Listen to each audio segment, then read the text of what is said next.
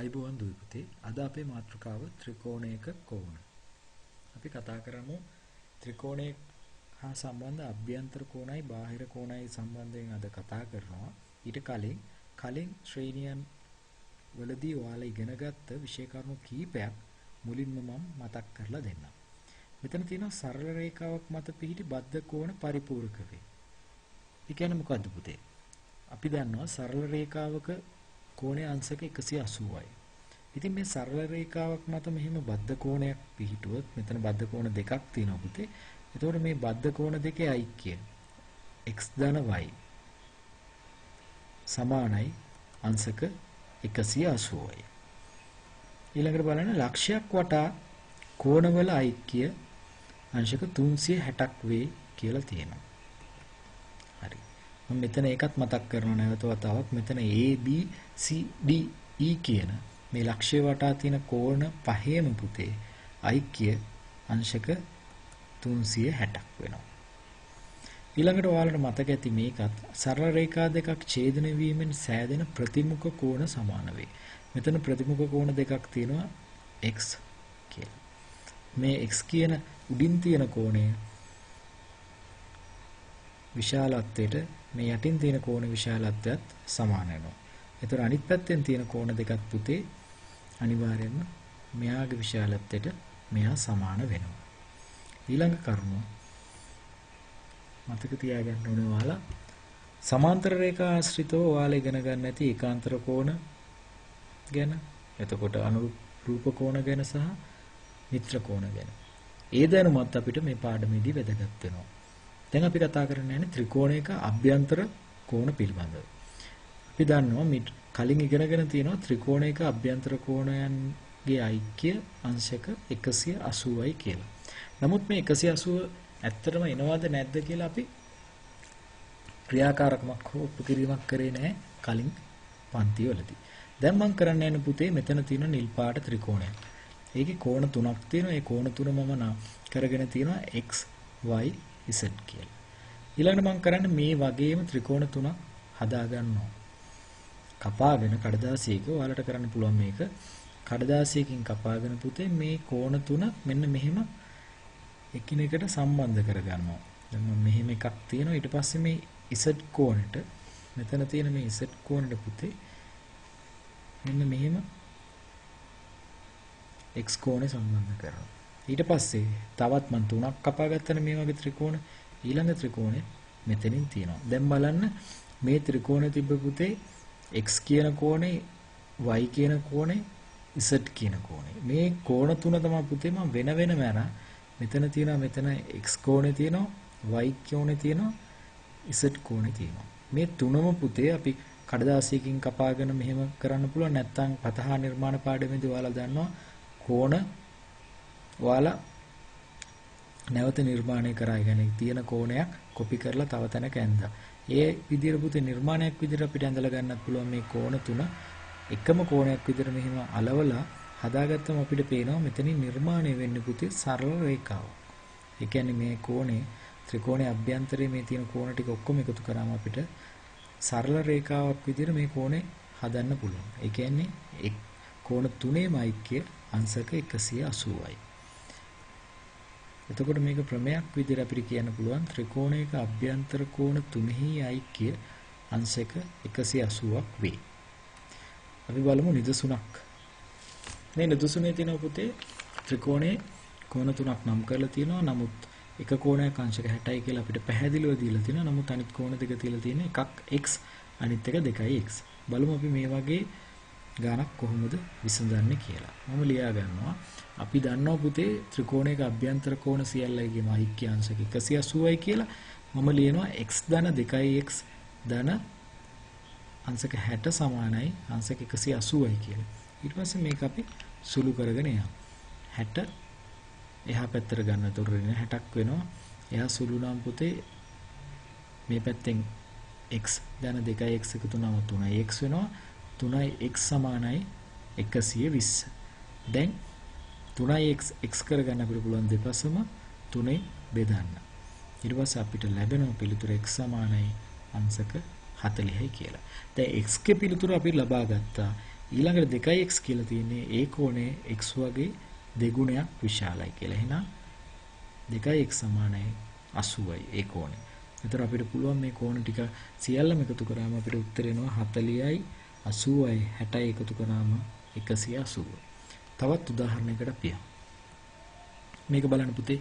මේකේ තියෙනවා ත්‍රිකෝණයක අභ්‍යන්තර කෝණ 1ට 2ට 3ට අනුපාතයට ඇත. 1ට 2ට 3ට අනුපාතයට තියෙනවා. එහි කෝණ 3 සොයන්න කියලා. ත්‍රිකෝණයක් තියෙනවා.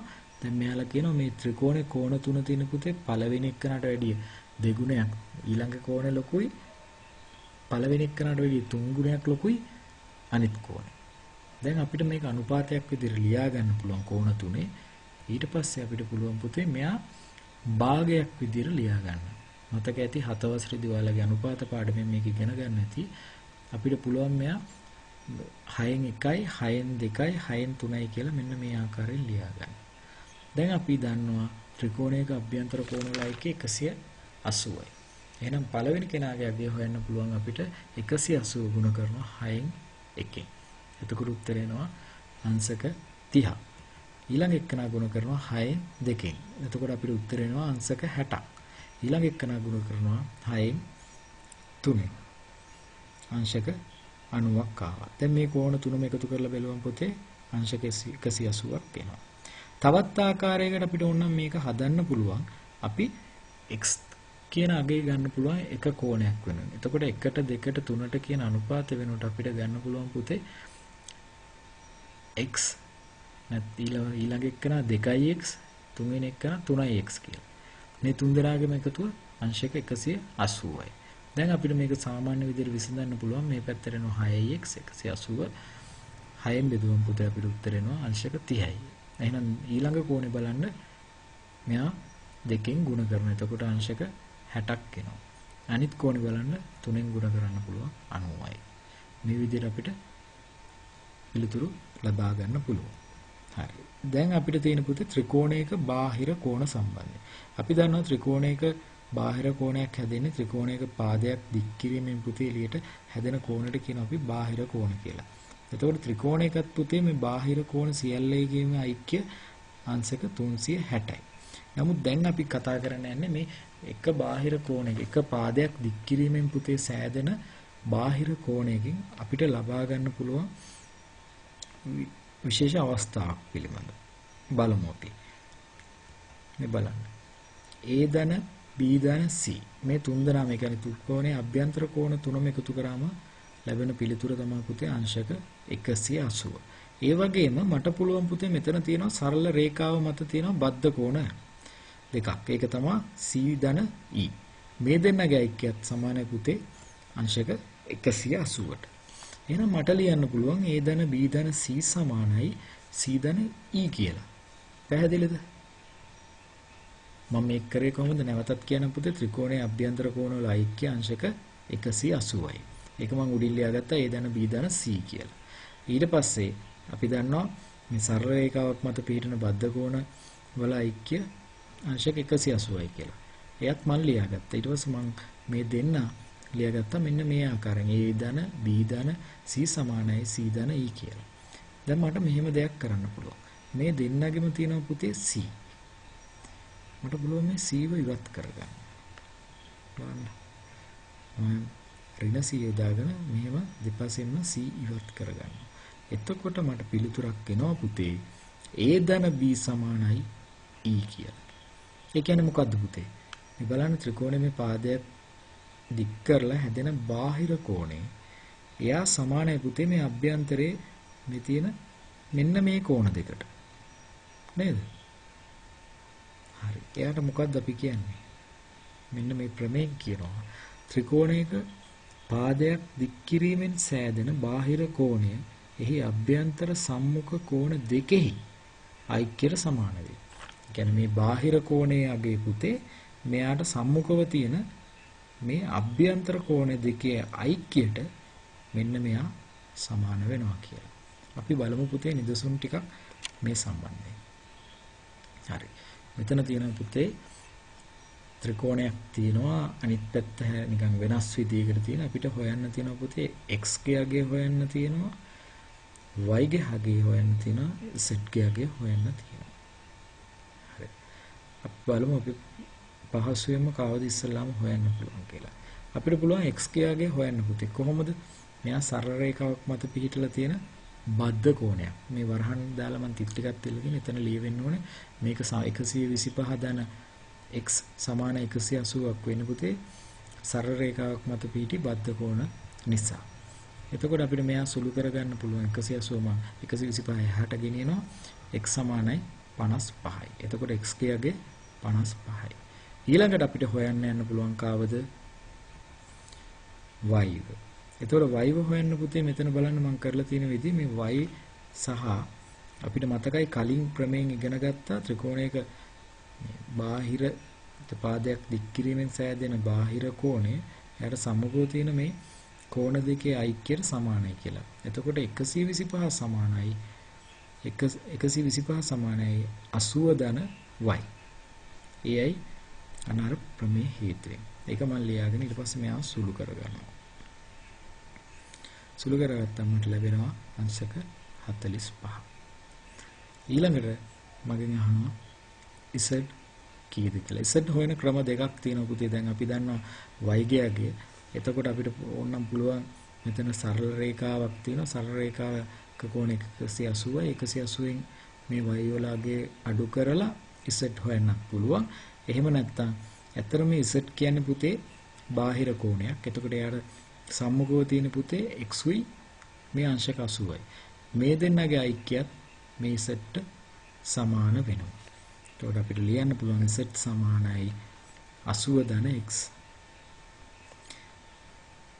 සුළු කරාම අපිට ලැබෙනවා පිළිතුර z සමානයි අංශක 135යි. අපි ඊළඟ නිදසුනට යමු.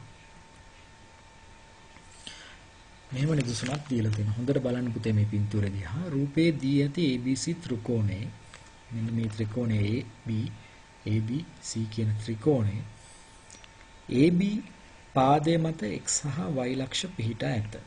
x උයි y තියෙනවා පුතේ මේ පාදයේ මත. ඊට අමතරව අපිට කියලා තියෙනවා ලක්ෂයේ පිහිටා ඇත්තේ ACX කියන කෝණය සහ BCY කියන කෝණය සමාන වන පරිදිලු. හරි. BC පාදේ දික් කරලා තියෙනවා z දක්වා. එතකොට එතනින් අපිට බාහිර කෝණ හැදෙනවා. අපිට හොයන්න කියලා තියෙනවා පුතේ ACX ගේ අගය. එතකොට ACX ගේ අගය අපිට හොයන්න තියෙන මුලින්ම. එයාව හොයන්න ලේසි. ඔයාලට පේනවා පුතේ මෙතන මේ ACX කියලා ත්‍රිකෝණය ගත්තම එයාගේ බාහිර කෝණයක් හැදෙනවා මෙතන මේ පාදයෙන්. මේ අංශක 75යි කියලා තියෙන මේ බාහිර කෝණය. එතකොට මේ බාහිර කෝණය හැදිලා තියෙන පුතේ මෙතන තියෙන බාහිර කෝණයේ අගය ගන්න පුළුවන් අපිට. මෙතන තියෙන අංශක 40 එකතු කරන්න පුළුවන් ACX කියන කෝණයට. මම මෙහෙම ලියන්නම් ඒක. බලන්න පුතේ. AXY සමාන වෙන CXY කියන කෝණය පුතේ සමාන වෙනවා. CXY කියන්නේ CXY. මේ බාහිර කෝණය සමාන වෙනවා පුතේ මේ අභ්‍යන්තරයේ තියෙන සම්මුඛ කෝණ දෙකේ අගයට. ඒ සම්මුඛ කෝණ දෙක තමයි පුතේ අභ්‍යන්තරයේ තියෙන CAX සහ ACX. ඊට පස්සේ මේ දෙන්නගේ අගයෙන් මම යොදා ගන්නවා. අපි දන්නවා මෙයා 75යි කියලා, මෙයා 40යි කියලා දන්නවා. දැන් මෙයාගේ අගය අපි දන්නේ නැහැ. ඒව තමයි හොයන්න යන්නේ. හරි. බලමු එහෙනම් මෙයාව සුළු කරගමු. අපිට ලැබෙන අංශක 35. ඊට පස්සේ මම මේ අගය මෙතනින් ලියා ගන්නවා. තව අපිට මේ දත්තයක් දීලා තියෙන පුතේ ACX කෝණය සමානයි BCY කියලා. එහෙනම් මෙන්න මේ කෝණෙත් පුතේ සමාන වෙනවා මෙහාට. එතකොට මේ දෙකම අංශක 35යි. හරි. අපිට ඊළඟ එක්කන තියෙන පුතේ XYC කියන කෝණේ අගය හොයන්න. XYC කියන්නේ කොයි කෝණයද? මෙන්න මේ කෝණය. නේ? XYC කියන්නේ මෙන්න මේ කෝණය. එතකොට මේ කෝණයේ අගය හොයන්න පුළුවන් අපිට. මෙයාට මෙයත් දැන් ගත්තම පුතේ CBY කියන ත්‍රිකෝණේ බාහිර කෝණයක්. මෙයාට සම්මුඛව පුතේ අභ්‍යන්තරයේ තියෙන කෝණ දෙකේ අගයම අපි දන්නවා. 35 කියලා එක කෝණයක් තියෙනවා 50යි කියලා එක කෝණයක් තියෙනවා. මෙන්න මේ කෝණ දෙක. මේ කෝණ දෙකේ ඓක්‍ය සමානයි පුතේ මේ කෝණයට. එහෙනම් මම මේක ලියනවා මෙහෙම. XYC කෝණය සමානයි CBY කෝණය ධන BCY කෝණය. දැන් මම මෙයාගේ දන්නා ගයන් ආදේශ කරගන්නවා. ඊට පස්සේ මට ගන්න පුළුවන් XYC කියන කෝණයේ අගය අංශක 85යි. පැහැදිලිද? මම යාවත් මෙතනින් මෙහෙම ලියා ගන්නවා. ඊළඟට තුන්වෙනියට මගෙන් අහනවා ZCY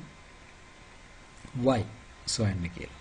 එතකොට ඒ කියන්නේ මෙන්න මේ කෝණය. මෙයාත් ගත්තම පුතේ CAY කියන ත්‍රිකෝණයේ බාහිර කෝණය. මෙයාට සම්මුඛ කෝණ දෙක තමයි එන්නේ පුතේ CAY කියලා ගන්න පුළුවන්. එයා y AYC කියන අභ්‍යන්තර කෝණ දෙක. මෙන්න මේ කෝණ දෙක. එතකොට මේ කෝණ දෙක ඓක්‍ය සමානයි. මෙයාට අපිට ලියන්න පුළුවන් මෙන්න මෙහෙම. ZCY සමානයි CYA ධන CAY. අගයන් ටික මෙහෙම ලියාගත්තා. එකතු කරාම මෙන්න මේ අගය අපිට ලැබෙනවා.